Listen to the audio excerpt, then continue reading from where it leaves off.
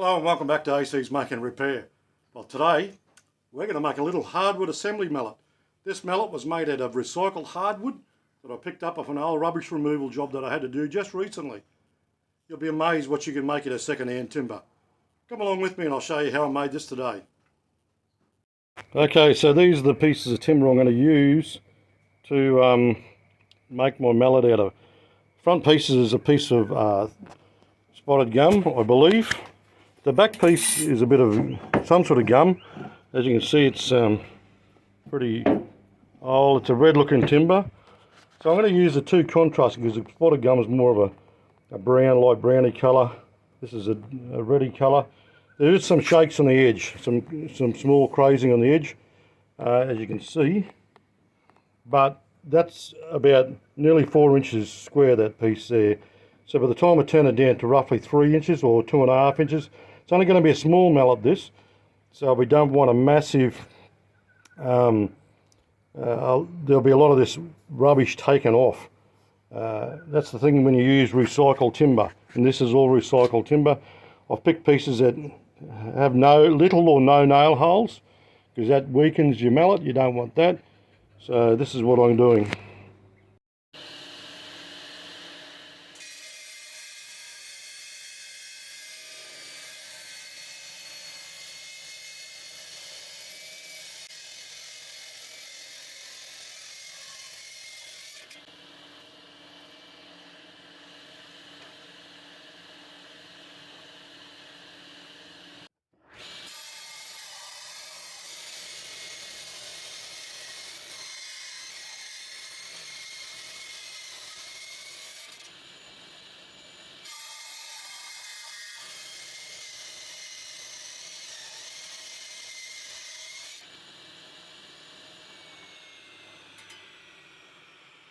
How's that?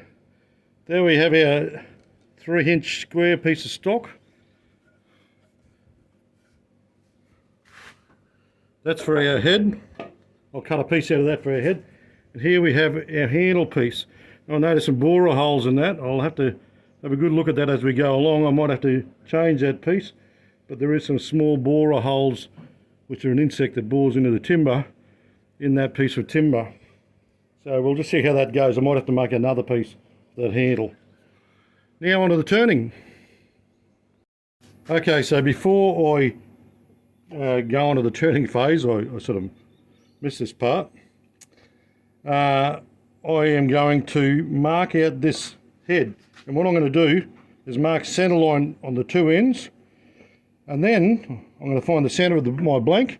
I'm going to drill a 1-inch hole all the way through. I'm going to drill my handle hole before I turn. And I know some people have been thinking, no, that's a crazy thing to do. I've done it before and it works quite well. Hopefully it'll work quite well again today, but I've done it several times before where I drill the hole first. This is a 1-inch hole, so it is a fairly substantial hole. Depending on these little cracks that are on the surface of this material, that will determine the diameter of the head too. So I'm going to go through it. I'm going to mark a marking gauge line right through there and there. That way the axis and everything, it will be running true when it comes to the hole orientation to the handle. I'm going to mark across the ends. That'll give me centre too, sorry, and it's fairly hard timber, this timber, so that gives me centre, that end, and I'll do a centre line this end too. Just double check I'm on mark. Yep, right on mark.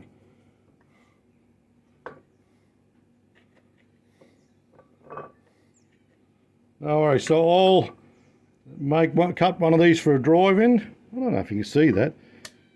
There you go. I'll cut one of these with the bandsaw, because this is nice and square for the drive end, and put a centre mark for the tailstock end, and that's ready to turn. I'll mark centre on the handle too. It's not as crucial, and that's for the handle too, and I'll cut a drive in that too, just for my 4-spur drive.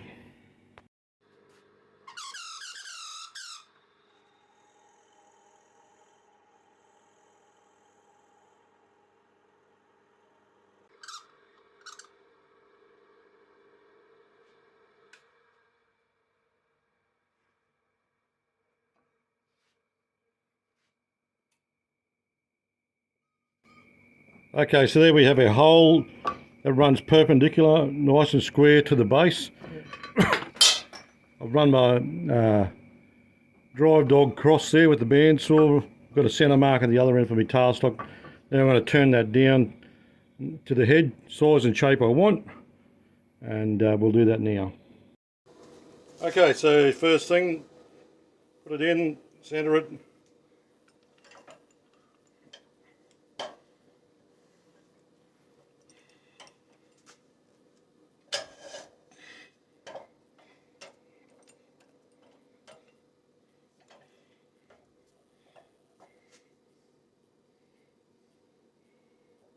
Make sure you get it dead centre on the axis, because if you don't, it'll throw your centre hole out that you've already drilled.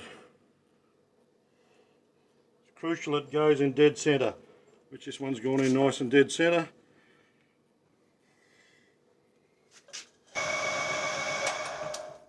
Okay, that's running pretty true and good. Going to rough it out, and the head won't be that long, it'll probably be about, just looking at that, I would go as far as saying about, I'd say about 120 millimetres long, just under 5 inches long. I think I'll make the head. Maybe even 5 inches neat, that'd be probably even pretty good. So I'll centre that. Actually what I'll do is I'll square a marker in that so I know where centre is now. So if I go 2 inches or 50 millimetres from either end, I know that is my end and that is my end. I'll put a marker crown on that. Those two marks, that's my end of that's my finish end. And of course centre goes through the middle of that. Alright then. Okay, here we go.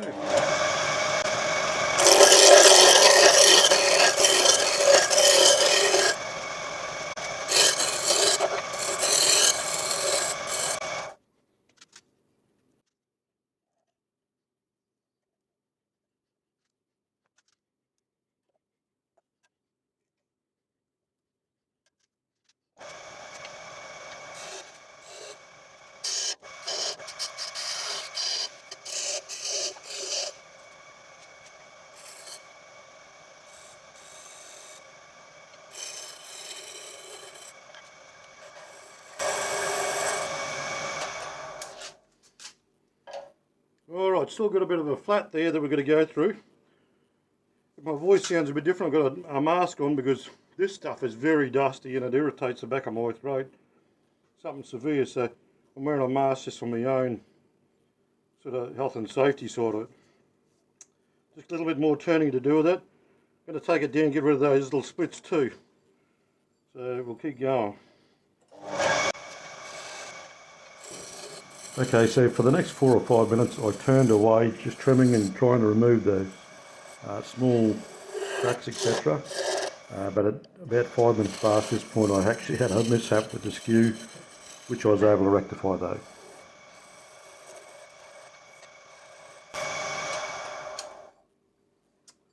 A little bit of a chip come out of it there, which shouldn't be an issue because I've got to taper it off a bit anyhow.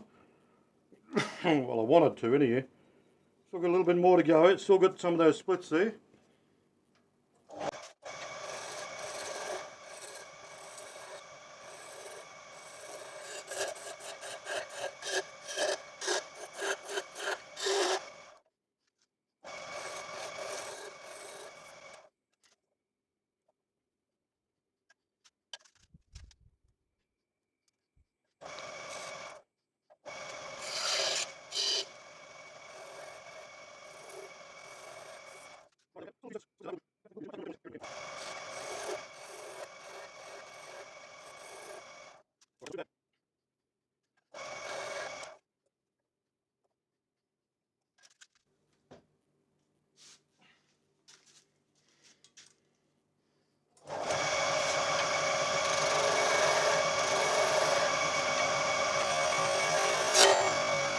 Oh, that's a big no-no. I've possibly just ruined this because of my lack of concentration. Oh well, I'll turn it down. Big mistake. Catch, I wasn't paying attention, didn't have my tool resting on the tool rest good enough. My mistake. I'll turn it down smaller now. See if I can salvage this as a head. My mistake.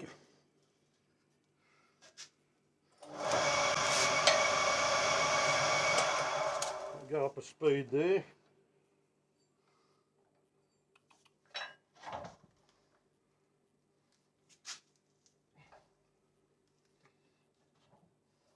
Bit of a shame really, because it was going, I was nearly done with it really.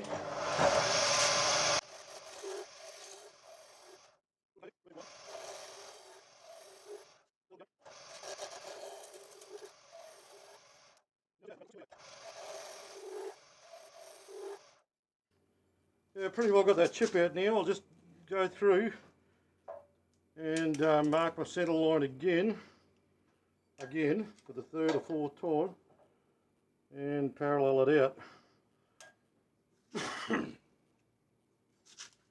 So I measured and trimmed it a bit, and I ended up taping her off the ends nice and neat, just a slight bit of a taper, and then I got it to a point of sanding it.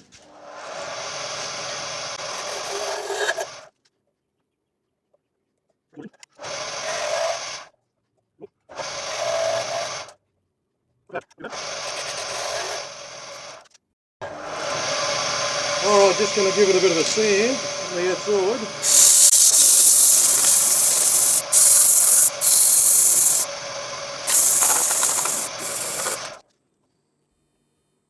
Right, that's coming up pretty good, bit of dust everywhere, couldn't see the screen.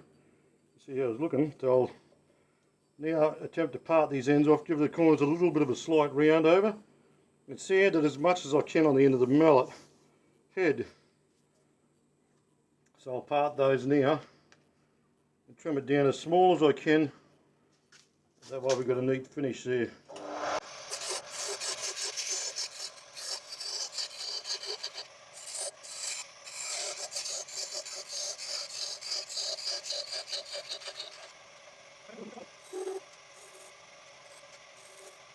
Alright.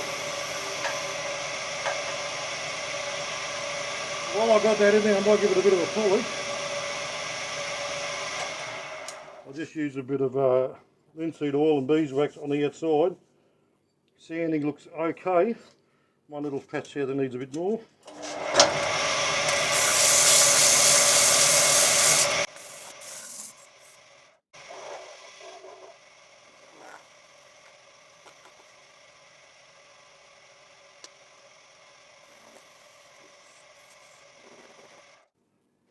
Alright, that's our mallet head. I'm going to take that out. I will bandsaw the ends off and I'll flush sand the ends with the sander. Just sanded that.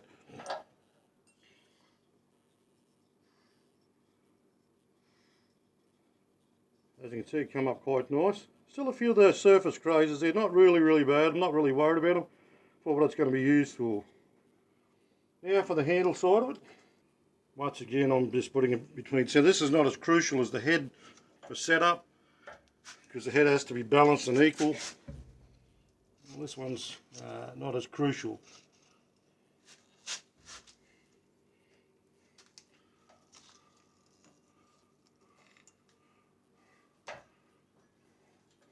Change of rest. Okay, change of rest, so longer rest. One of these days I'm going to make an in-between length. Took me many years to change the pulley. Some people that have been following my videos will have heard a squeak, squeak, squeak, squeak, squeak, squeak noise for a long time, and that was due to, I'll see if I can zoom in for you. Up there, I had wooden pulleys, wooden step pulleys for years. Run it for many years. Many of the old time lathes had flat belt pulleys, and I run a flat belt. Wasn't a flat belt, I run a V belt on a flat belt, and it used to squeak a bit that, and so I changed it over to pulley, V pulley, step pulley. It's far better by far. So for the next 10 or 15 minutes I turned this handle down. I'm going to fast forward through most of it, but you'll see me pay specific attention to the end of the handle which goes through the 1-inch hole in the head. I put that on the right hand end, the tailstock end, that way I can remove it from the lathe and test fit it in the head so it's a nice firm snug fit. I get it to a really good tight fit. I will put a wedge in it at a later time, you'll see that at the end. But firstly what I do is turn it down and I cut this spigot. You'll see me marking that out in a second. I allow for about 3/4 of an inch through the whole head, and I cut a step and I'll make it 1 inch in diameter or just under 1 inch in diameter, so it's a tight slip fit through the head, as you see it marking out there now. So I'm going to put some music on and I'm going to fast forward through it, and you're going to get the idea of what I've done and see the finished result at the end. You'll see me remove it from the lathe several times to test fit it until I get a perfect fit.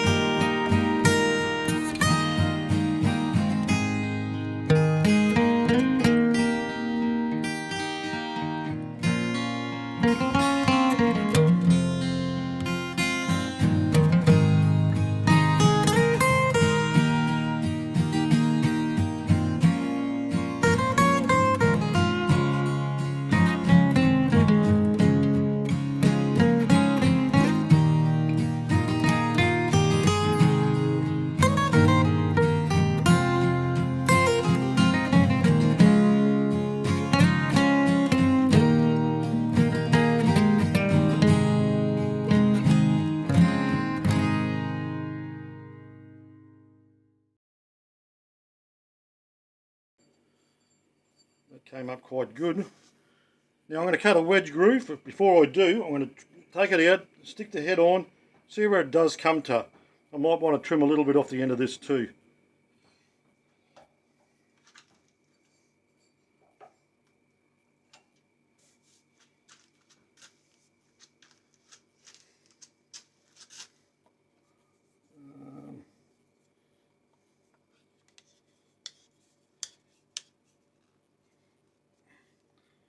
I think that's not too bad. I'll just zoom out so you can see what I mean. So the handle goes to here. I didn't want an overly long handle. I might just trim, say, 10 millimeters, 3/8 of an inch off. That way we're not going to have too much sticking through the head.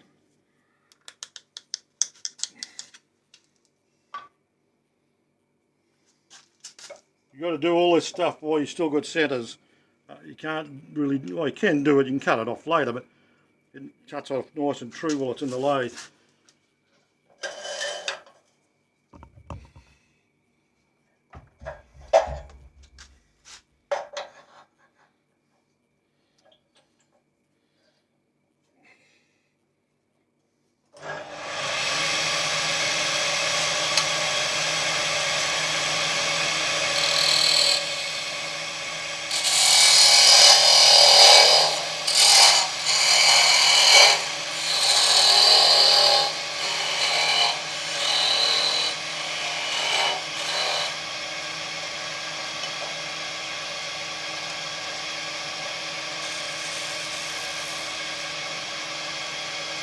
Oh, there we go.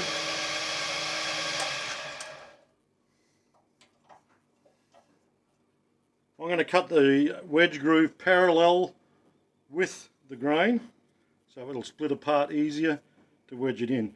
So I'll cut that now down in there, and we'll see how that looks.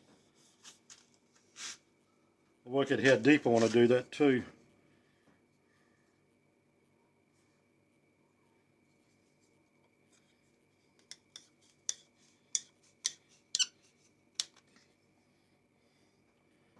I'll cut my wedge groove about 3/4 of an inch deep, I think, or inch deep.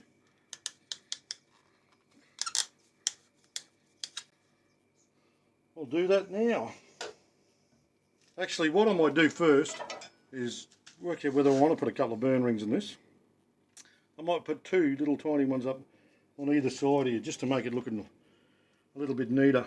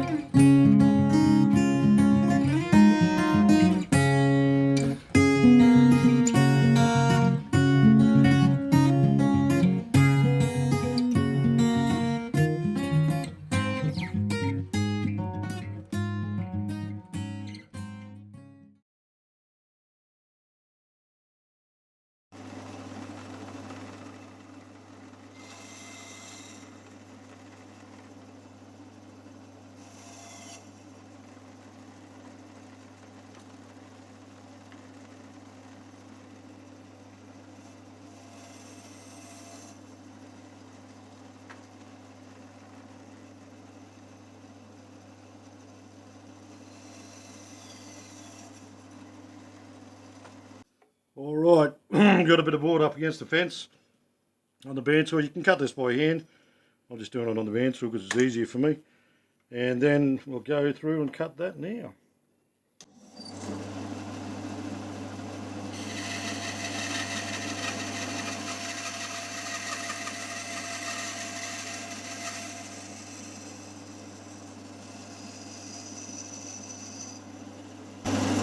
There you have your groove.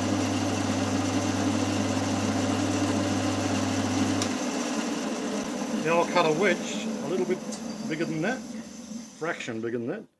Be a very thin wedge, and once I've got the head on, I'll drive that home. I'm going to wedge it just one way, not 2 ways. By the way, cut the end off there, cut the end off there, cut the ends off the heads, sanded them nice and flush, and this will be going through something like that, except I'll get it nice and parallel, which could be a bit of a trick in itself. To get it parallel, once I've got it parallel on the head, which it's not at the moment, I'll put the wedge in it. Alright, so here we have the mallet Now, it's got a bit of dust in them grooves, that's no problem, I can wipe that out. I have the head on, I'm just going to drive it home a little bit more. That's nice and tight, it's actually up against that shoulder. The slot is nice and parallel, so the grain's parallel with the grain of that. Then, what we're going to do is drive our wedge in. I've made the wedge, it goes in there like that. Just make sure that's not too wide. I might just go and sand that a whisker more because that looks a little bit too wide. But I made it the width. I'll be right back. Okay, done the wedge. I'm going to put a bit of a tight bond 3 on that. And I'll probably put it down the groove more than up the top. And that way I don't get it everywhere, hopefully. And that way the wedge will stay in there pretty good too. I only use this as a retainer, nothing else.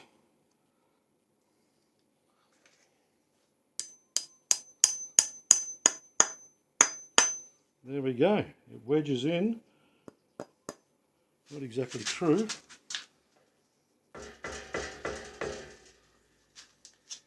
Rightio, I'll just give that a bit of a wipe over. Then I'll go and sand that flush.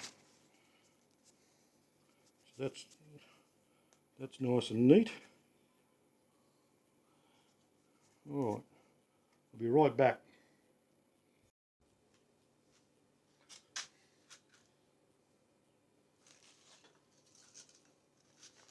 Alright, just going to bevel the edge of that before I oil it. Good enough. Bit of oil on the rag again.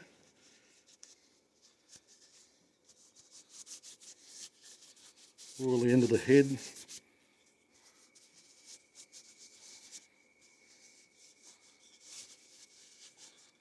Alright.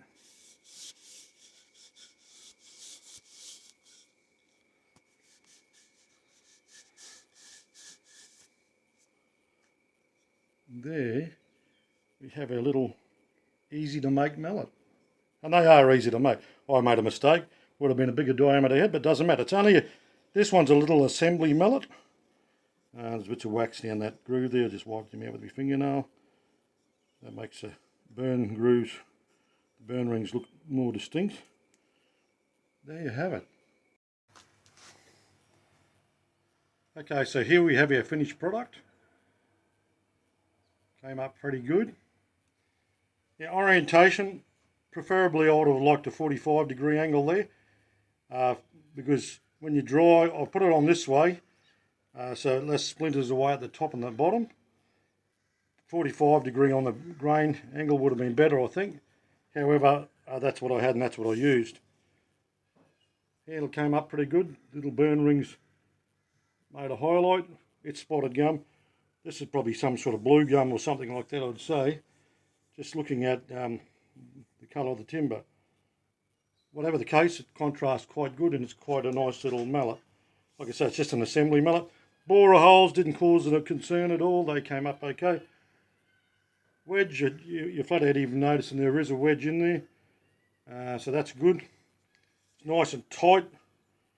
If it does spin, I can always knock it off and put a bigger wedge or even glue the handle in. It's up to you whether you want to glue it in. I don't think there's a need to if it's nice and tight.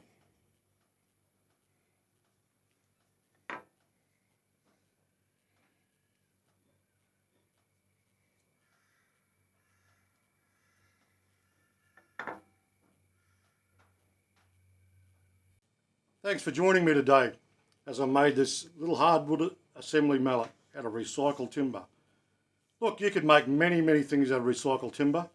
I hope you've enjoyed this video. If you did, please hit the like button there down below. If you haven't subscribed, by all means, please subscribe. Share me with your friends. Have a go. Try making one yourself. Virtually costs nothing to make. Simple turning project in a simple mallet to make. Thanks for joining me. Bye for now.